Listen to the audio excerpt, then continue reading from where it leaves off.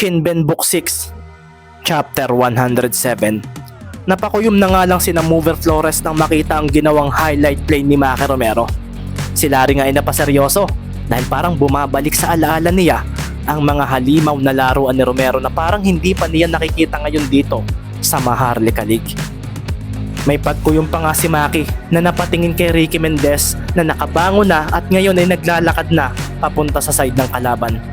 Naging 32-68 nga ang score ng laban ng mga sandaling iyon at ang mga kalaban nga ay napatameme na lang din matapos iyon.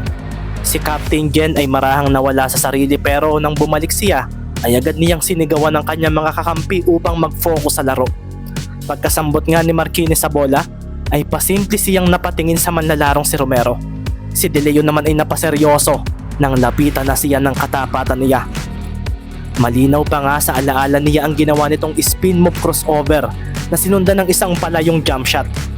Napailing siya at hindi raw niya ito dapat hangaan. Sa pagdating nga ng bola sa side ng Gensan ay makikita na nga kagad ang pagtakbo ni Grospe para sa screen. Ginamit agad ito ni Marquinez at sa pagdiretso niya ay agad niyang pinagmasdan ang pwestuhan ng kanyang mga kakampi. Nakita nga niya na hinihingi ni Vasquez ang bola at dito nga ay isang bounce pass ang kanyang ginawa. Pagkasambot nga ng sentro ng Gensan ay binigla niya si magbuo ng isang turnaround jump shot sa may basket na ikinaseryoso ng mga manonood. Ang bilis noon at sa pagbitaw ni Vasquez sa bola ay siya naman paghataw ni Magbuo rito. Ang taas nga ng naging talo ng sentro ng Calapan City at ang kumpiyansang imahe ni Vasquez ay napalitan ng pagkagulat dahil hindi niya ito inaasahan. Sa pagbulusok ng bola ay agad namang nasambot ito ni De Leon. Bumigla nga siya ng pagtalikod at sa pagdating ni Romero ay dito na nga siya umabante paharap sa basket. Ginamit nga rin niya ang kanyang kaliwang braso para harangan ito nang siya ay depensahan. Napakuyom si Captain Jen dahil lusot si Jamora, kaso sa pag-abante nito ay biglang lumitaw si Mendez. Sa palad nga nito tumama ang bola at pagkatapos noon ay napatakbo na lang si Marquinez para tulungan ang kanyang kakampi. Naiwan niya si Wilm, ang bilis niya.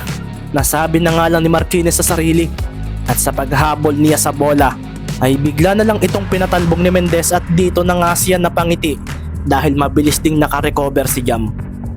Isang double team defense ang ibinigay nila kay Mendez at sa pag-atras nito ay walang hesitation nilang dinikitan ito. Sumagi kasi sa isip nila ang ginawa nito kanina.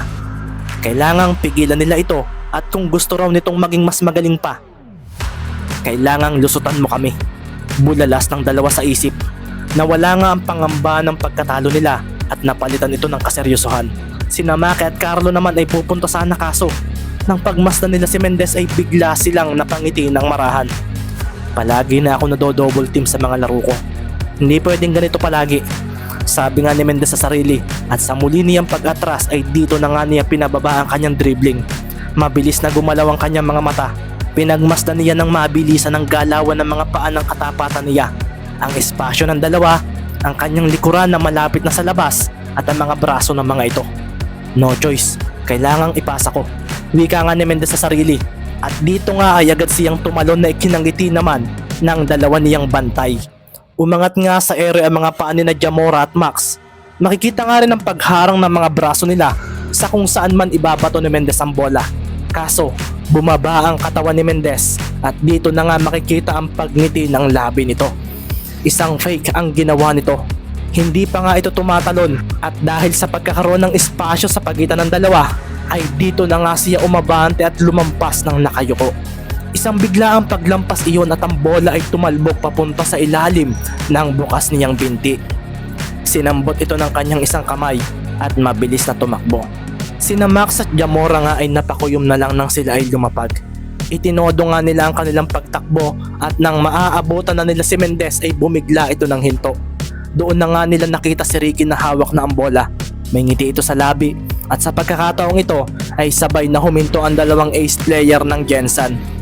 Tumalon nga si Mendez at dito na rin sumabay ang dalawa. Ang mga manonood nga ay napatayo na rin dahil akala nila ay ipapasa ni Mendez ang bola kaso pinakawalan nito ang isang jump shot mula sa 3-point area.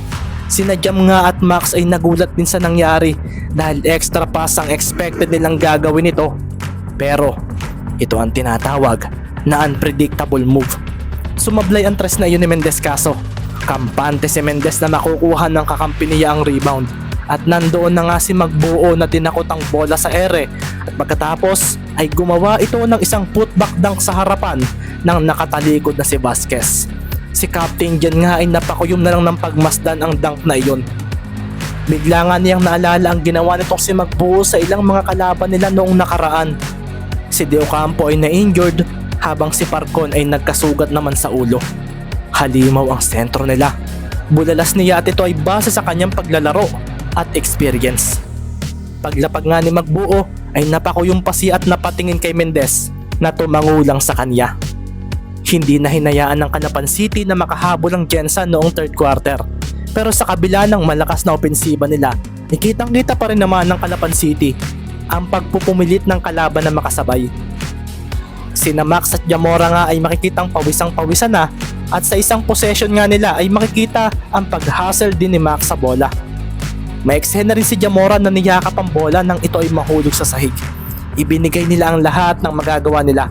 Kaso, malinaw na mas malakas na team ang Calapan City at sila ang pinakamahinang koponan na nakaharap ng mga ito sa unang 5 laro nila. Si Captain Jan nga ay napatapik na lang sa balikat ng mga kakampi niya. Sa kalagitnaan nga ng huling quarter ay pinaupo na nga ni Coach Gilbert ang kanyang mga starters na pawisang-pawisan na at pagod na. Si Jam nga ay naliligo na sa pawis na napangiti na napatingin din sa mga batang halos maubos na ang boses sa pag-cheer sa kanila. Ang tahimik nga rin ng crowd at iilan na lang ang hindi nawawala ng pag-asa at isa na nga rito ang mga batang iyon at ang pamilya ni Jamora. Pasensya na, ang lakas ng Calapan City. Mahinang wika na nga lang ni De Leon at sa pagpupo niya ay narinig na lang niya ang sigaw ng mga batang iyon na nagpangiti sa kanya ng mga oras na iyon. Idol ka pa rin namin Kuya Jam dahil ikaw ang pinakamabait na basketball player na kilala namin. Papanoorin ka pa rin namin kahit talo pero mananalo ka pa rin. Alam namin iyon Kuya Jam. Si Max naman nakatabi ni Jam ay napangiti na lang. Aanhin ko ang mga fangirls na iyan. Sa totoo lang, mas gusto kong marinig ang cheer ng mga batang iyan kumpara sa kanila. Mahinang wika naman ni Max Marquinez na napahinga na lang ng malalim. Kuya, ang galing mo! Sigaw naman ng isang batang babae.